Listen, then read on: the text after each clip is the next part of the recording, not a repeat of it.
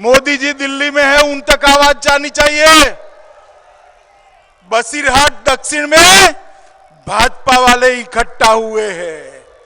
मेरे साथ दोनों हाथ उठाओ, उठाओ दोनों हाथ। परिवर्तन के संकल्प की मुट्ठी भींचिए और प्रचंड आवाज से बोलिए, भारत माता की, भारत माता की, भारत माता की। मंच पर उपस्थित तारकनाथ घोष जी, सुकल्याण वैद्य जी, जयंता मंडल जी, राजेंद्र शाह जी, श्री निमाई दास जी, श्री भास्कर सरदार जी, नारायण चंद्र मंडल जी, हमारे साथी केंद्रीय गृह राज्य मंत्री नित्यानंद राय जी, श्री विनोद सोनकर जी, श्री प्रदीप बनर्जी जी, श्री खिलेंद्र चौधरी जी, दीपेंदु विश्वास जी, फिरोज कमल गाजी जी और मेरे साथ आए हुए भाई संजय मयूख जी, और आज जिनको मिलने के लिए मैं दिल्ली से आया हूं, ऐसे बसीरहाट दक्षिण के मेरे प्यारे भाइयों बहनों माताओं और मेरे जिगर के टुकड़े जैसे युवा मित्रों,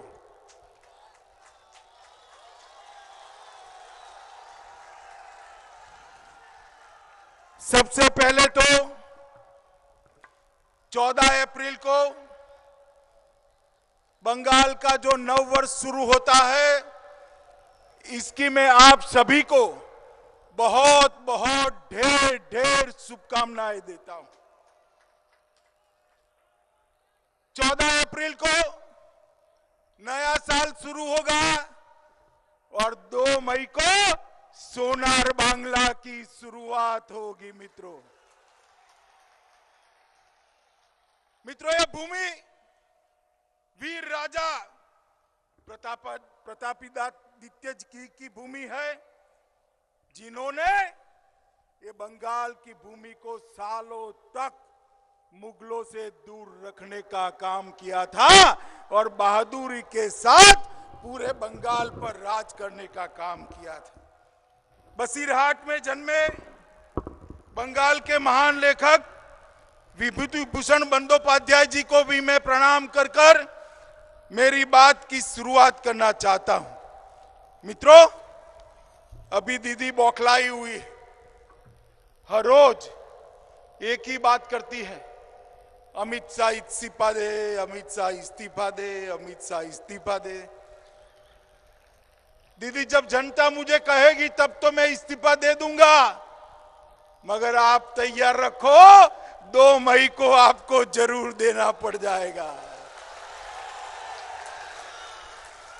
अगर इस देश की, ये बंगाल की जनता मुझे कहेगी तो मैं नतमस्तक के साथ इस्तीफा देने को तैयार हूं, मगर आप, बंगाल की जनता आपको 2 मई को राज्यपाल महोदय के वहां इस्तीफा देने के लिए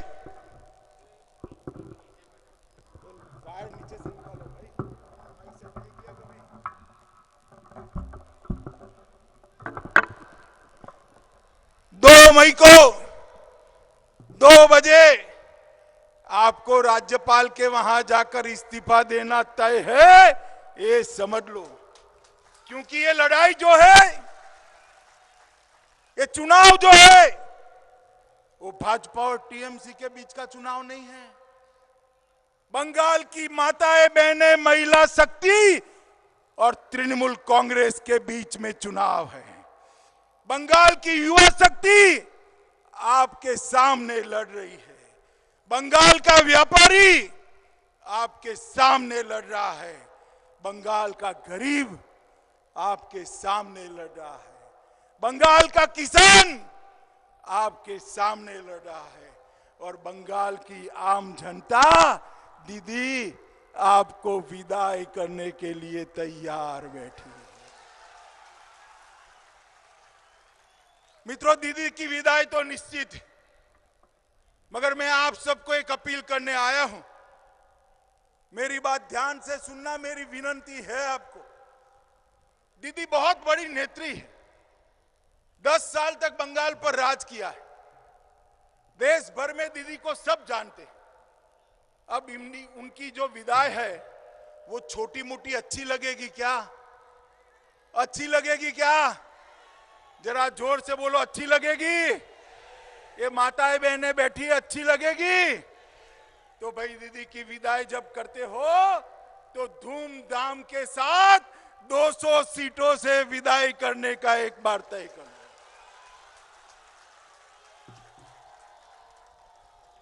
अब 199 सीटें तो पक्की है।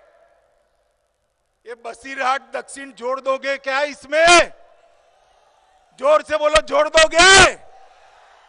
आइए हमारे प्रत्याशी आ गए, आइए भैया, ताली बजाइए सब लोग।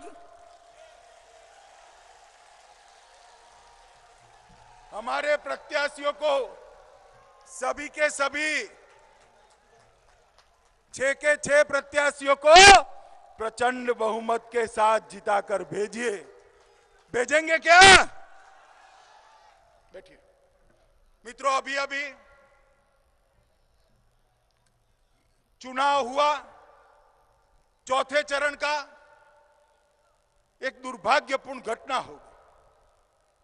कुछ युवाओं ने दीदी के बहकावे में आकर बूथ पर हमला कर दिया। सीआईएफएस के हथियार छीनने का प्रयास किया। सीआईएफएस को मजबूरी में गोली चलानी पड़ी और 4 युवाओं की जान चली गई। मित्रों, हम सब के लिए ये दुख की बात है, मगर मैं पूछना चाहता हूं, ये युवाओं ने ऐसी हिम्मत क्यों करी? उसी सीट पर ये टीवी वाले भाई, ये सफेद कपड़ा,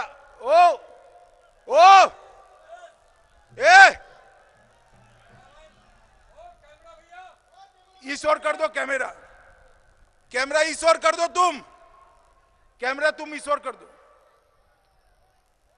कुछ ही दिन पहले उसी सीट पर ममता दीदी की मीटिंग थी। उसने ऐलान किया, सरेआम माइक में ऐलान किया कि युवाओं, महिलाओं आगे आओ, सीएपीएफ को घेर लो, उन पर हमला करो। और दीदी आप तो कहकर चली गई व्हीलचेयर में बैठकर, मगर आपके कारण वो 4 युवा की मृत्यु हो गई, 4 युवा की मृत्यु हो गई। और मित्रों, उसी विधानसभा में उसी दिन सुबह भारतीय जनता पार्टी के एक कार्यकर्ता की मृत्यु हो गई। तृणमूल कांग्रेस के गुंडों ने दिन दहाड़े सुबह 7:30 बजे गोली मारकर हत्या कर दी। दीदी, आप ये 4 लोगों के लिए तो आंसू बहाती है, हाय तौबा करती है, कार्यक्रम छोड़कर वहां जाने की बात करती है। मगर मैं उनको पूछना चाहता हूं कि 5वां जो कार्यकर्ता मर गया भारतीय जनता पार्टी का, इसके लिए आपकी कोई जिम्मेदारी नहीं है क्या? भाइयों बहनों, इसके लिए भी दीदी के आंसू बहने चाहिए या नहीं बहने चाहिए? मगर नहीं बहे।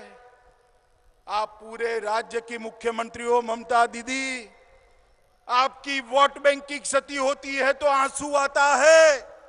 ये राजवंशी समाज का युवा मर गया, आपके दिल पर कोई असर नहीं है। मित्रों, इस प्रकार से वोट बैंक और तुष्टीकरण की जो राजनीति करते हैं, उनको ज्यादा समय राज करने का अधिकार नहीं है।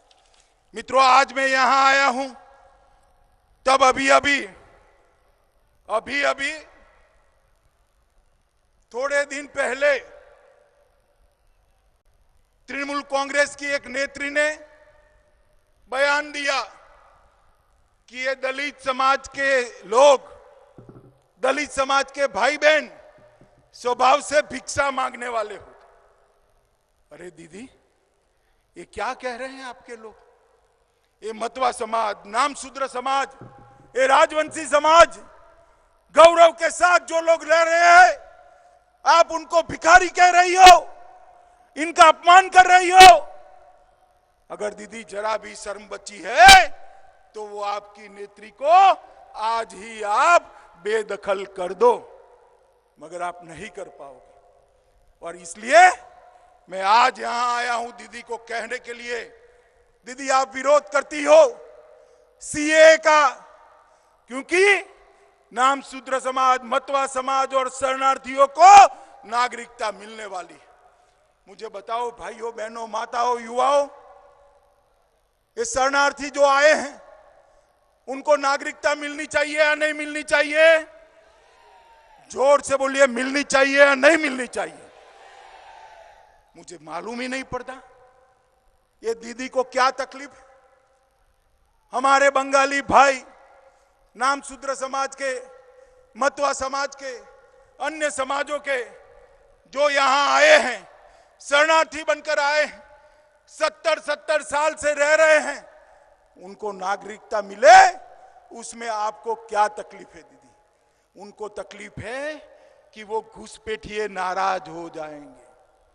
मुझे बताओ भाई, 24 परगना वालों, घुसपैठिए बंगाल में रहने चाहिए क्या?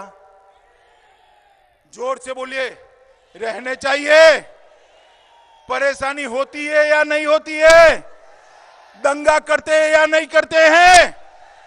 मित्रों, आप मुझे बताओ, एक कांग्रेस, कम्युनिस्ट और दीदी घुसपैठियों को रोक सकते हैं क्या? ऐसे बोलोगे क्या? रोक सकते हैं क्या? कौन रोक सकता है? बीजेपी ही रोक सकती है। मित्रों, आप एक बार यहां भाजपा की सरकार बना दो, घुसपैठिया छोड़ो, परिंदा भी पैर न मार पाए, इस तरह की रचना हम कर देंगे। मित्रों, हमने तय किया है कि हमारी सरकार बनते ही सीए के खिलाफ जो प्रस्ताव दीदी ने किया था उसको हम वापस लेंगे। शरणार्थियों को उनके तहत मुख्यमंत्री शरणार्थी कल्याण योजना चालू करेंगे। उनको सालाना 10,000 रुपये की सहायता करेंगे। और जो किसान हैं उनको एक साथ दीदी ने रोका हुआ 18,000 रुपया जो मोदी जी ने भेजा है, सारे किसान को एक ही सप्ताह में उनके बैंक अकाउंट में डालकर 18,000 रुपया हर किसान के खाते में डालने का काम ये भारतीय जनता। मित्रों, हर बच्ची केजी से पीजी तक उसकी शिक्षा फ्री ऑफ कॉस्ट कर दी जाएगी। हर बच्ची को मुफ्त में पढ़ाएगी बंगाल भाजपा की सरकार। और ये माताएं बहनें बैठी है ना, अभी आप बस में या ट्रेन में जाती है तो टिकट लेना पड़ता है या नहीं लेना पड़ता है? लेना पड़ता है ना। अब दीदी को विदाई कर दो, 3 मई से टिकट नहीं लेना है, आपकी सारी यात्रा फ्री कर दी जाएगी। बंगाल का हर गरीब जिसको 5 लाख रुपए का स्वास्थ्य का खर्चा नरेंद्र मोदी जी देने वाले हैं, वो दीदी रोक कर बैठी है। दीदी के जाते ही हर गरीब को 5 लाख तक का स्वास्थ्य का सारा खर्चा ये भारतीय जनता पार्टी की सरकार देगी। मित्रों, हम इंफ्रास्ट्रक्चर के लिए भी ढेर सारा काम करने वाले हैं। 10,000 करोड़ की लागत से हर गरीब के घर में शुद्ध पीने का पानी पहुंचाएंगे। अभी मित्रों, दीदी के राज में 3 कानून चल रहे हैं। एक कानून है भतीजे के लिए, जिसमें कोई सजा का प्रावधान नहीं है। दूसरा कानून है घुसपैठियों के लिए, जिसका भी कोई सजा का प्रावधान नहीं है। और तीसरा कानून हम जैसे आम लोगों के लिए है, जिसके लिए सारी सजाएं बनी है। मैं आपको विश्वास दिलाता हूं, ये जिन्होंने भी राजनीतिक हत्याएं की, बुलबुल का पैसा खाया है, अम्फाम का पैसा खाया है, गरीबों के चावल बेच खाए हैं। भाजपा की सरकार आने दो, सबको जेल की सलाखों के पीछे डालने का काम ये भारतीय जनता पार्टी की सरकार करने वाली। मित्रों, ये घुसपैठ जो है वो नहीं रोकेंगे तो मेरे युवाओं की रोजगारी घुसपैठिए ले जा रहे, गरीब का चावल घुसपैठिए ले जा रहे, दंगों का काम घुसपैठिए करते हैं। मैं आपको कहना चाहता हूं, बहुत सहन कर लिया, अब इस बार घुसपैठियों को निकालने के लिए वोटिंग हो। 2 तारीख को 24 परगना जिला दोनों एक मुश्त कमल के निशान पर बटन दबाकर घुसपैठियों को निकालने के लिए वोट दबाएं। मित्रों, बटन तो आप इतनी जोर से दबाना कि बटन आप मतदान मथक में दबाओ मगर करंट दीदी को अपने घर में लगे। लगेगा करंट? लगेगा क्या? घुसपैठियों की समस्या का समाधान भारतीय जनता पार्टी ही कर सकती। मित्रों, नरेंद्र मोदी जी के मन में बंगाल की जनता का कल्याण है। हजारों करोड़ रुपया मोदी जी यहां भेजते हैं, 115 योजनाएं भेजी हैं, मगर नरेंद्र मोदी जी के मन में बंगाल की जनता का कल्याण है, दीदी के मन में भतीजे का कल्याण है, भाईपों का कल्याण है। मोदी जी के मन में है हर मछुआरे को 6,000 रुपये मिले, हर किसान को 6,000 रुपया मिले, गरीब को चावल मिले, बच्ची को पढ़ाई मिले, युवा को रोजगार मिले, महिला को गैस का सिलेंडर मिले, गरीब को घर मिले, माताओं बहनों को घर में नल से पानी मिले। और ममता दीदी चाहती है मेरा भाईपो मुख्यमंत्री बन जाए। मुझे बताओ भाई, भाईपो को मुख्यमंत्री बनाने के लिए वोट देना है या बंगाल की जनता के कल्याण के लिए? कल्याण के लिए देना है ना? तो किसको देना पड़ेगा?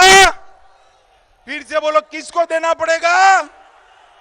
मित्रों, ये 25, 30, 40 हजार लोग क्या 200 सीटों से जिता देंगे? क्या जिता पाएंगे क्या? अरे क्या है यार, आप कहोगे मैं मान जाऊंगा, नहीं जिता पाएंगे। इतने वोट से सरकार नहीं बनती। एक आइडिया है मेरे पास, बताऊं आपको? जोर से बोलो, बताऊं? ये दीदी लोग बैठे हैं, बताए, बताऊं? देखिए कितने लोगों के पास मोबाइल है, बताओ भाई, जरा हाथ ऊपर करो। सबके पास है ना? तो मेरी सभा समाप्त होते ही 50-50 लोगों को फोन करना है। भाई को, भाभी को, बहन को, बहनई को, चाचा को, चाची को, मामा को, मामी को, फूफा को, फूफी को, दोस्त को, दोस्त के पिताजी को। 50 फोन। कितने फोन कर कर कहना है कि घुसपैठियों को रोकने के लिए दीदी को भगाओ। क्या कहना है? दीदी को, ये बेरोजगारी दूर करने के लिए दीदी को, शरणार्थियों को नागरिकता देने के लिए दीदी को, दंगे रोकने के लिए दीदी को, अन्याय रोकने के लिए दीदी को, भ्रष्टाचार रोकने के लिए दीदी को, और दीदी को भगाना है तो कमल के निशान पर बटन दबाना है। समझ में आ गया? 50-50 फोन करोगे? पक्का करोगे? हमारे सभी प्रत्याशियों को प्रचंड बहुमत से जिताओगे? मोदी जी के हाथ मजबूत करोगे? 200 सीटों से भाजपा सरकार बनाओगे?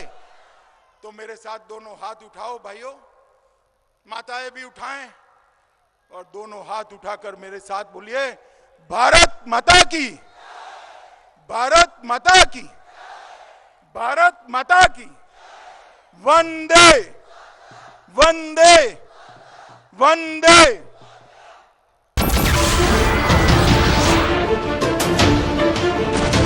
नमस्कार, मैं हूं मानक गुप्ता। अगर आपको हमारा ये वीडियो पसंद आया हो तो इसे लाइक और शेयर जरूर करें और हाँ, हमें सब्सक्राइब और फॉलो करना ना भूलें ताकि आप देश और दुनिया की कोई खबर मिस ना करें। तो जुड़े रहिए हमारे साथ और देखते रहिए न्यूज़ 24।